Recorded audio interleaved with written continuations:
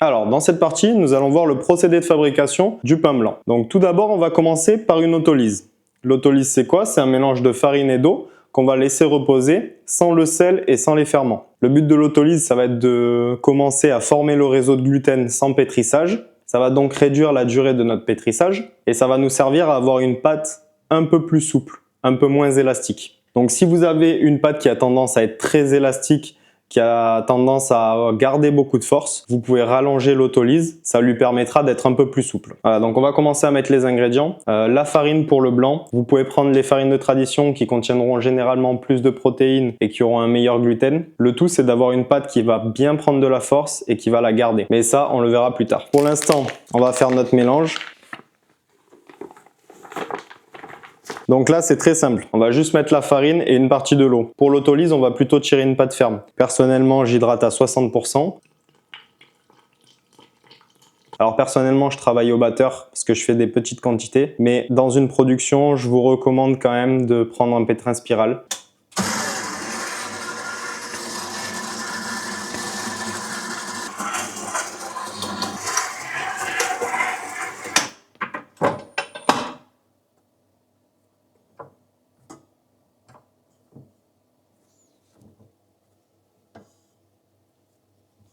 Très bien, donc notre autolyse est terminée. Personnellement, j'ai fait 30 minutes d'autolyse à peu près. Là, on va pouvoir ajouter le sel et le levain. Au niveau du sel, je reste toujours à 18 grammes au kilo de farine.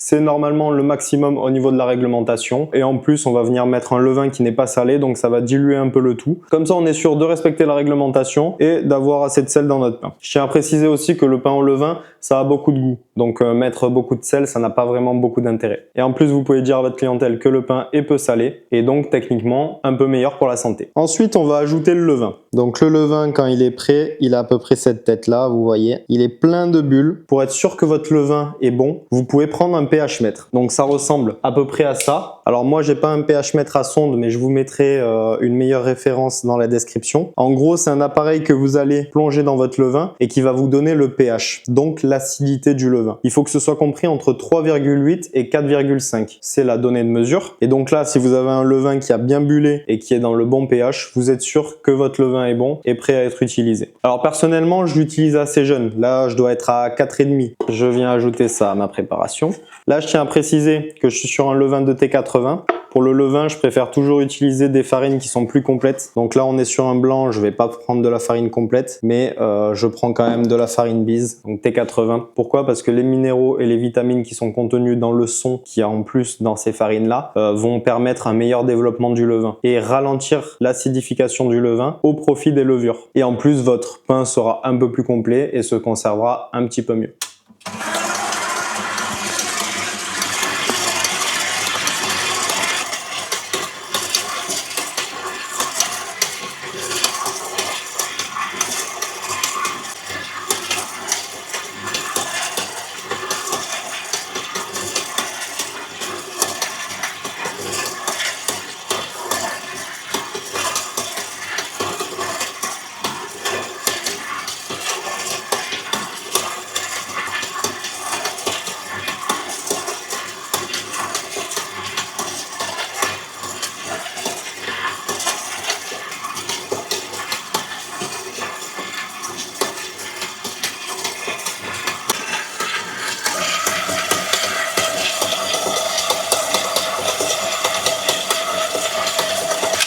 Alors, notre pétrissage vient de se terminer. Donc là, je vais vous montrer ce dont il faut faire attention. On va transférer dans un bac pour y voir un peu mieux. Alors déjà, première chose qui montre que la farine est bonne, que l'hydratation était bonne et que le pétrissage est bon, c'est que votre pâte en fin de pétrissage se décolle du fond de la cuve et devient lisse et un peu brillante. Ensuite, en fin de pétrissage, ce que vous devez avoir quand vous tirez votre pâte comme ça, c'est un beau réseau de gluten et vous devez voir presque à travers. Donc vous voyez là, je vais essayer de bien montrer à la caméra. Vous voyez presque, on voit mes doigts à travers là. Voilà. Et troisième point, on va venir prendre une sonde et tester la température de notre pâte. Elle doit être entre 24 et 26 26 degrés. On va dire que si dans votre labo, il fait plutôt chaud, vous allez tirer une pâte à 24 degrés. Si il fait plutôt frais dans votre labo, vous allez tirer à 26 degrés. Donc voilà, après ça, on peut venir recouvrir pour pas que ça croûte et on va la laisser fermenter au minimum 2 heures. Alors, on est à peu près à 2 heures de fermentation après le pétrissage. Donc, on va pouvoir regarder notre pâte. Alors déjà, ce qu'on peut voir, c'est qu'elle a commencé à bien fermenter. On voit qu'elle a gonflé un petit peu et elle s'est surtout bien détendue. Donc là, ce qu'il va falloir faire, c'est faire un rabat pour bien remettre de la force. Ça va aussi nous servir à remettre de l'oxygène dans la pâte pour relancer une fermentation. Et aussi, troisième point important, ça va être d'emprisonner toutes les petites bulles qui ont commencé à se créer dans notre pâte. Donc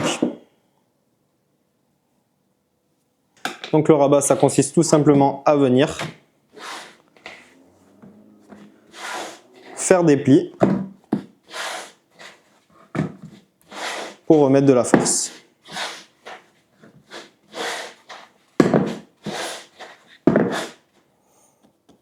Voilà, donc là vous pouvez y aller, le but c'est de mettre bien de la force. Tant que la pâte ne se déchire pas et que vous ne forcez pas dessus, tout va bien, vous pouvez y aller. Et donc là, on va pouvoir recouvrir et remettre en fermentation. Et là, on va attendre que la pâte double de volume. Très bien, donc on se retrouve à 6 heures de fermentation après pétrissage. On va pouvoir regarder notre pâte.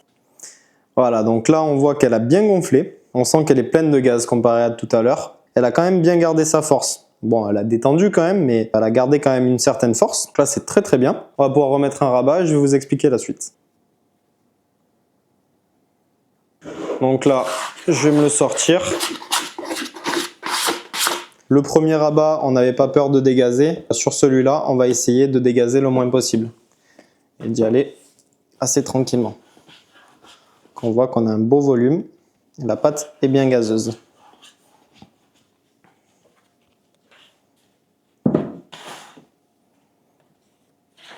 Donc là, je vous propose deux options. Soit vous voulez utiliser le froid à cette étape. Donc là, vous pouvez mettre directement au froid. Par contre, sachez que vous allez couper complètement l'élan de fermentation que votre pâte a à l'heure actuelle. Soit vous faites comme moi et vous faites prendre le froid juste après le façonnage. Et là, on va attendre entre 1 heure et 2 heures que la pâte se redétende un petit peu, regonfle, refermente encore un petit peu. Et on va pouvoir passer à la division.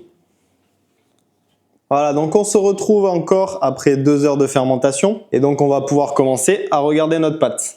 Alors regardez comment elle a bien gonflé. Là, on n'a plus besoin de remettre de la force. On sent qu'elle est bien élastique, bien gazeuse. Il y a un beau retour à l'appui. On sent tous les gaz qui sont à l'intérieur. Là, c'est parfait. On va pouvoir diviser. Donc, ce qu'on va faire, on va se sortir ça. Si vous êtes à la diviseuse, normalement, vous n'aurez pas à faire de mise en forme. Ça dépend des produits que vous voulez faire. Mais personnellement, j'aime bien mettre pas mal de force avant la division pour ne pas avoir à faire de mise en forme.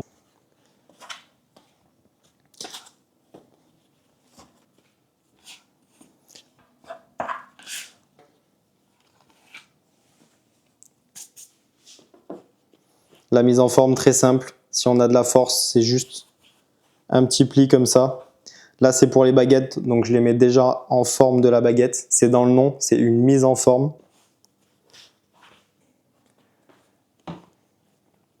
Le bâtard, je vais en faire une boule, puisque ça va avoir une forme ovale. Pour la paillasse, donc, on va rester en long. Et pour notre pain en panier, c'est pareil, ça va être une forme en long.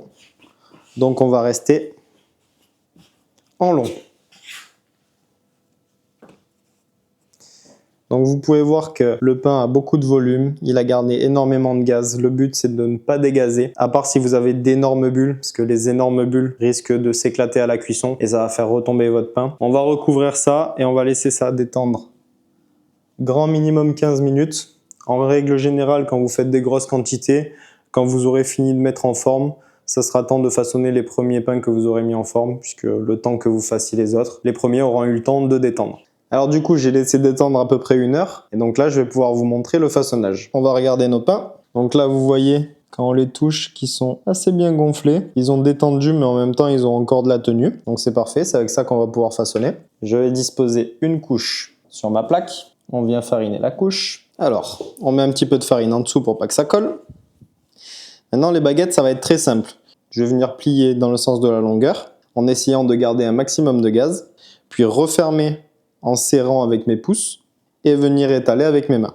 Ensuite, on va venir faire un deuxième type de baguette. Donc là, c'est le même principe, Sauf que là, à la fin, avec mes 3 derniers doigts, je vais venir écraser les bords pour créer des pointes. Donc on étire un petit peu, et là, on vient écraser les pointes. Alors la paillasse, au début, c'est comme une baguette. Donc, un premier pli. S'il y a des grosses bulles, là, c'est pas grave, vous pouvez les percer. Il ne faut pas qu'il y ait des énormes bulles dans votre pâte au façonnage. Donc deuxième pli, on serre, on étale. Maintenant qu'on est à cette étape, on va venir mettre de la farine sur notre pain, tout autour. Et après, on va venir l'entortiller sur lui-même. Et en même temps que je l'entortille, je l'étire un petit peu.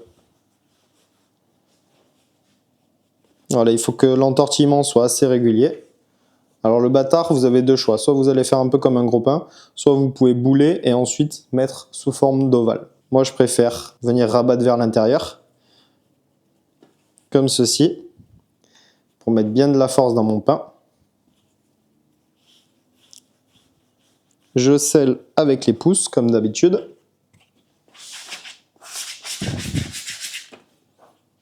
Et je viens décoller pour disposer sur ma couche. On va venir les desserrer un petit peu pour leur laisser la place de se développer. Je viens bien les recouvrir. Voilà, ça on peut mettre de côté. Ensuite, on va voir le façonnage panier. Donc là, je prends une panière que je vais venir entoiler. Pas besoin de mettre énormément de farine, il faut surtout qu'il y en ait un peu partout, donc bien sur les côtés et surtout au fond. Et donc là, je vais venir faire ma grosse pièce. Je mets un peu de farine en dessous, pas trop. Voilà. Et là, ça va être le même façonnage que la baguette. Je viens quand même un petit peu appuyer pour péter les grosses bulles. On scelle. Et je viens mettre dans mon panier. On recouvre.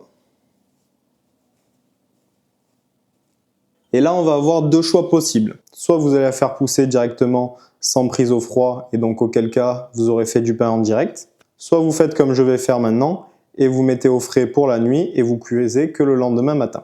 Voilà, c'est comme vous voulez. Nous, on se retrouve demain matin pour la cuisson.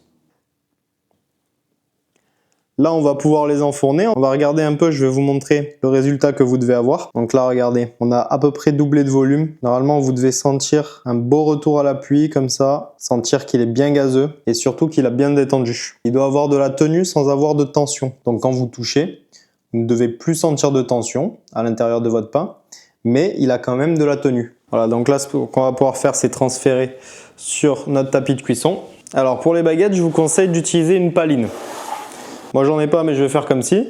Donc en gros c'est une planche en bois d'à peu près 5-6 cm de large et une trentaine de longueur. Et le but ça va juste d'être venir retourner la baguette dessus pour pouvoir la déposer délicatement et ne pas venir marquer le pain. Quand vous aurez l'habitude de travailler avec, vous verrez que vous gagnerez aussi du temps.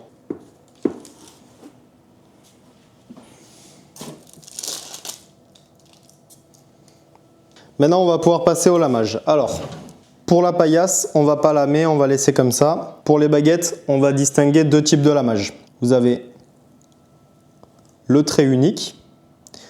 Personnellement, c'est le lamage que je préfère, c'est le plus simple et c'est celui qui sera le plus rentable, puisque sur des centaines de baguettes par jour, vous allez gagner un temps phénoménal à faire ce lamage-là. Ou alors plusieurs coups de lame. On va dire que pour 10 cm de baguette, ça va être un coup de lame. Donc si elle fait 50 cm votre baguette, vous allez faire 5 coups de lame. Si elle en fait 44, si elle en fait 33 à peu près, pour vous donner un ordre d'idée. Ce qu'il va falloir faire ici, c'est on va prendre une bande de 2 cm de large sur toute la surface de notre pain. Et on va venir partir du bas de la bande, incliner notre lame à 30-45 degrés. J'incline, je pars du bas de ma bande pour aller jusqu'en haut. Après, je vais reprendre des 2/3, un deuxième trait. Je reprends encore des 2/3, un troisième trait et je reprends des 2/3 jusqu'à la fin. Voilà, donc ça c'est pour le lamage en plusieurs traits et la paillasse, l'avantage c'est que ça n'a pas à se lamer. Allez, je mets ça au four et on verra pour le reste plus tard. Donc ensuite, on va pouvoir mettre notre bâtard et notre gros pain. Alors le bâtard, hop, on va le mettre au milieu.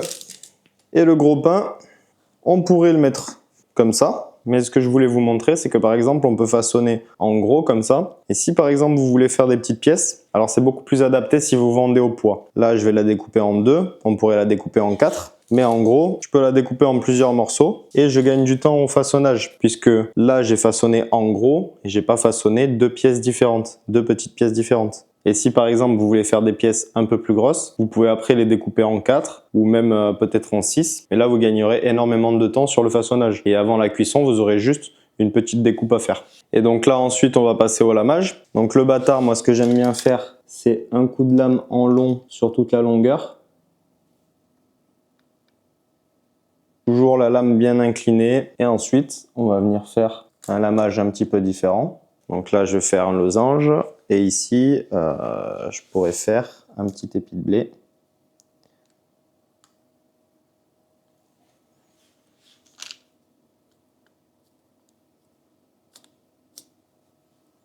Et maintenant, ça, on va pouvoir envoyer au four.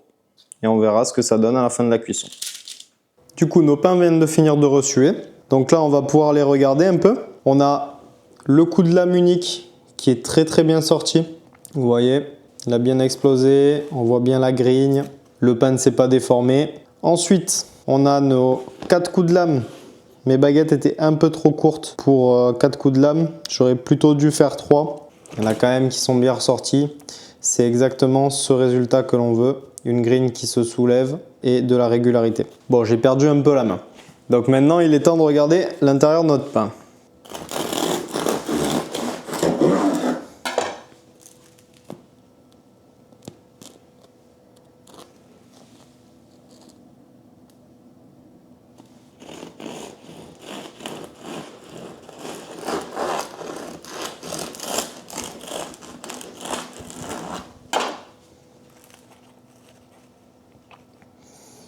Alors, au niveau de l'alvéolage, on a quand même un alvéolage un petit peu serré. On aurait pu avoir des alvéoles un peu plus grosses.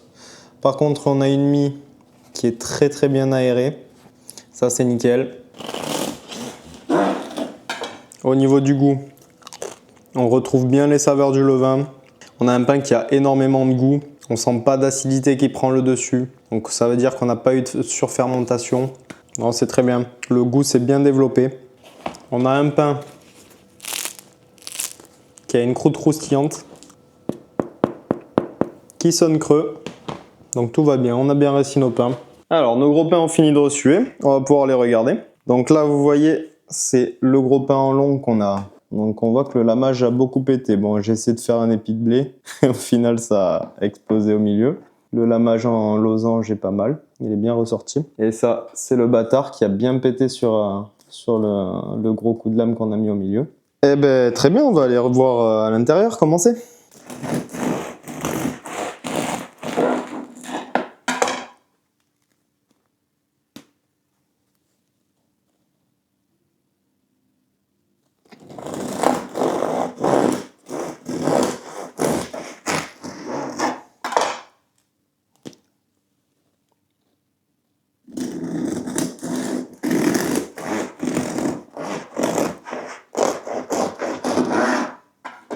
Déjà là on voit un bel alvéolage. Le pain est excellent. Voilà, donc c'est ce résultat que vous devez avoir. Un bruit creux quand vous tapez sur la sole. Une croûte qui est bien croustillante. Même après ressuage. Une couleur dorée avec un petit noircissement sur la grigne là, c'est parfait. Alors il y a des clients qui aimeront un petit peu moins ou un peu plus cuit. Mais voilà, c'est ce qu'on recherche sur du pain blanc. À avoir ce caractère là. Un alvéolage plutôt développé. Et des grignes qui pètent bien comme ceci. Voilà, donc au niveau du procédé du blanc, c'est terminé. On va pouvoir passer à la suite.